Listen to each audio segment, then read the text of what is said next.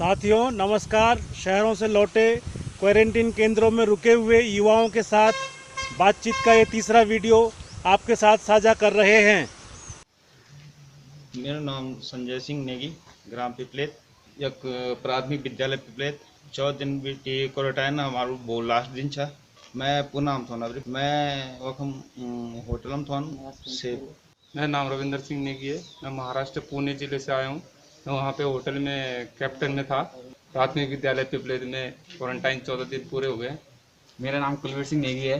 मैं पुणे जिले में होटल में शेफ था और मैं हम पिपलेद स्कूल में क्वारंटाइन में 14 दिन के लिए। कल हमारा लास्ट दिन है। मेरा नाम सुरेंद्र से और मैं बेंगलोर भी टाइम। मेरा नाम नवीन से और मैं बेंगलोर के टाइम। मेरा नाम अंकित, मैं गुड़गांव के। बेंगलोर में हम होटल में काम करते थे। जब हम आए थे तो काफ़ी स्थिति काफ़ी वैसी थी। यहाँ पे जस्ट नीचे ग्राउंड हमने बनाया, उसमें काफ़ी पत्थर थे और ये घास था, तो हमने साफ करके फुलवारी क्यारी कलर वो उसको तैयार किया है। जब बच्चे यहाँ पर जब स्कूल खुलते हैं तो काफ़ी दिक्कत होती है उनको खेलने के लिए, इसलिए हमने सोचा कि क्यों ना इस ग्राउंड को थोड़ा अच्छा किया जाए। आने वाले भविष्य में जो बच्चे देखें खेलें उनके लिए चोट न लगी। उनके लिए भी एक सोचने वाली बात है कि हाँ कुछ लोग निस्वार्थ होकर भी जो काम कर सकते हैं तो वो भी हमने यहाँ पर कर दिखाया है। और सुबह हम जब 5-6 बजे के लगभग हम उठते थे तो इस पूरे सिंचाई ग्राउंड का काम करना 2-3 घंटे हम काम करते थे। उसके बाद हमारा नाश्ता नुश्ता होता था, फिर हम 2-3 घंटे के आराम करते थे, फिर 2 बजे के आसपास हमारा खाना हो जाता था, फिर उसके बाद हम थोड़ा आराम करते थे, फिर इसमें काम पे लग जाते थे 6 बजे तक आसपास। जाजल के अध्यापक यहाँ पर श्री शिषपाल सिंह भंडारी जी ने बहुत बड़ा सहयोग दिया है हमारा।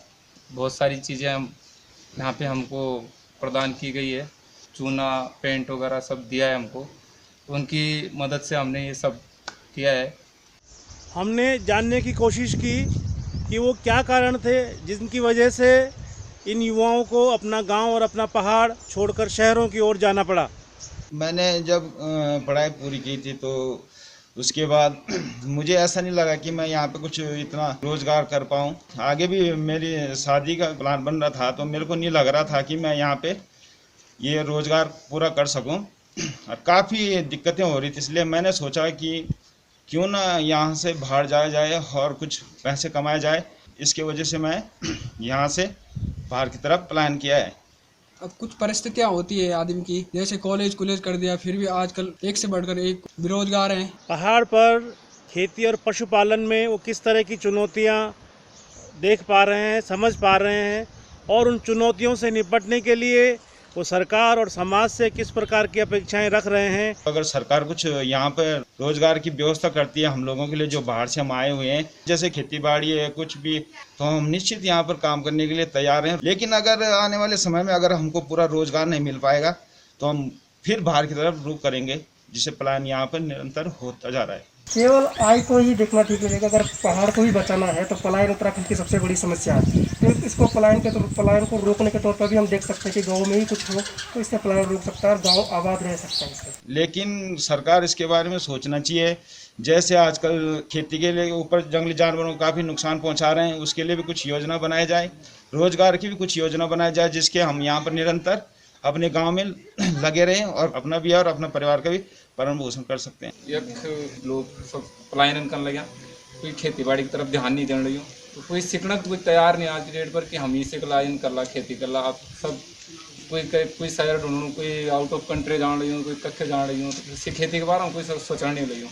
तो आदम जो बाहर का लोग होना वो बहुत मेहनत कर दाने, पर हम उनसे कोई सीख नहीं लेना कि कन करने लगे क्या करना। अभी तो हमारे पास एक ही ऑप्शन बचता है कि हमारी जो पूर्वजों की जो खेती है उस पर थोड़ा ध्यान दें।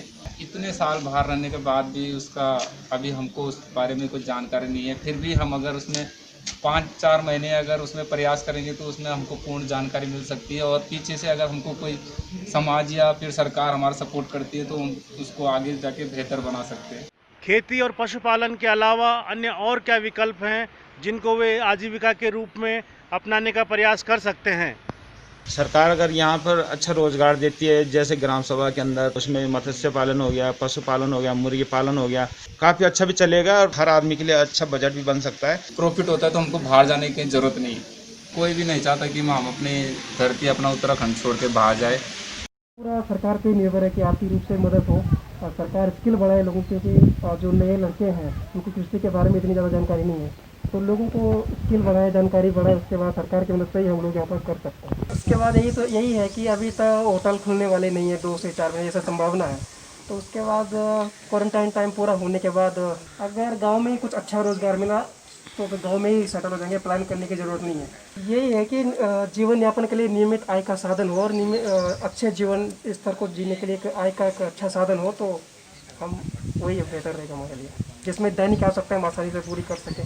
मेरा तो व्यक्तिगत मानना ये है कि उत्तराखंड में अगर पलायन को रोकना है, उत्तराखंड में अगर रोजगार लोगों को चाहिए तो कृषि, पशुपालन, वानिकी ही है जो यहाँ पर रोजगार दे सकता है युवाओं को, खासकर जो होटल में काम करने वाले लोग हैं। युवाओं से पूछा गया कि वे शहरों में किस प्रकार के व्यवसाय से जुड़े हुए हैं, उनके हाथ में किस प्रकार की दक्षताएं हैं जिससे कि वो शहरों में अपनी आजीविका चलाते हैं। वहाँ पर ऐसी संभावना कुछ नहीं है कि कंपनी से सीधा आपको कॉल आ जाए कि आपको इतना सैलरी होगी, क्योंकि हमें पता है कि हमारा लेवल कितना है और हमारी कितनी सैलरी मिल सकती है। वो आपकी पोस्ट के हिसाब से होता है। कोई नया बंदा है तो उसका अलग होता है, जो उनका फर्स्ट कॉमी, सेकंड कॉमी अलग पद होता है, उसके हिसाब से होता है। तो वहाँ पर हमें रहना, खाना सब कुछ फ्री मिलता है, तो हमारी सैलरी बिल्कुल सेव होती है। तो 20 या 25 प्लस हो तो ज़्यादा बेहतर होता है। तो कहीं 15 से शुरू होता है, कहीं 18 होता है, कहीं 20 होता है, तो इस तरह से फिर तो वहाँ पर भी मुश्किल ही हो जाएगी। अगर वहाँ पर 20,000 भी मिलता है, खाना पीना अपना होता है, तो फिर तो सेविंग इतना ज़्यादा होगी नहीं।